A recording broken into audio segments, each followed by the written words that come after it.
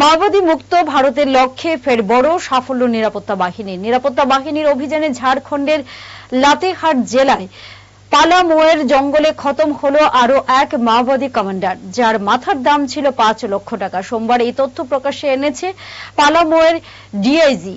এই অভিযানে গ্রেফতার হয়েছেন আরো এক মাওবাদী কমান্ডার।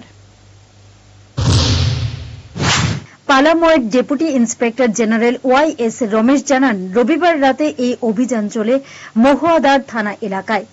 ডোনা জঙ্গল ঘেরা অঞ্চলে মাওবাদীদের লুকিয়ে থাকার খবর পেয়ে গোটা এলাকা ঘিরে শুরু হয় তল্লাশি অভিযান। পিছু হটার জায়গা না পেয়ে রীতিমতো কোণঠাসা হয়ে নিরাপত্তা বাহিনীকে লক্ষ্য করে গুলি চালাতে শুরু করে মাওবাদীরা।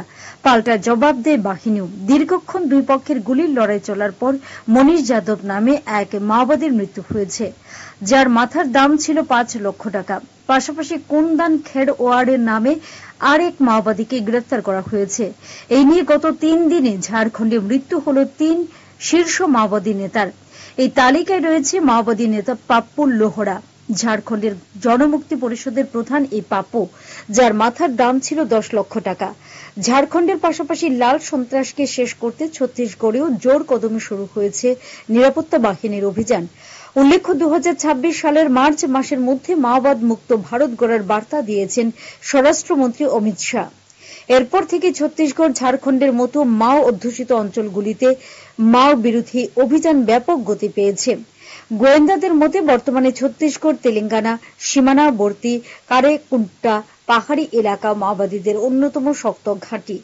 এই এলাকা থেকে মাওবাদের শিকড় উপড়ে ফেলতে প্রায় 3000 আধা সেনাকে নামানো হয়েছে।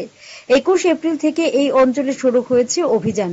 এখনো পর্যন্ত এই এলাকা জুড়ে অভিযান চালিয়ে 31 জনের বেশি মাওবাদীকে হত্যা করা হয়েছে।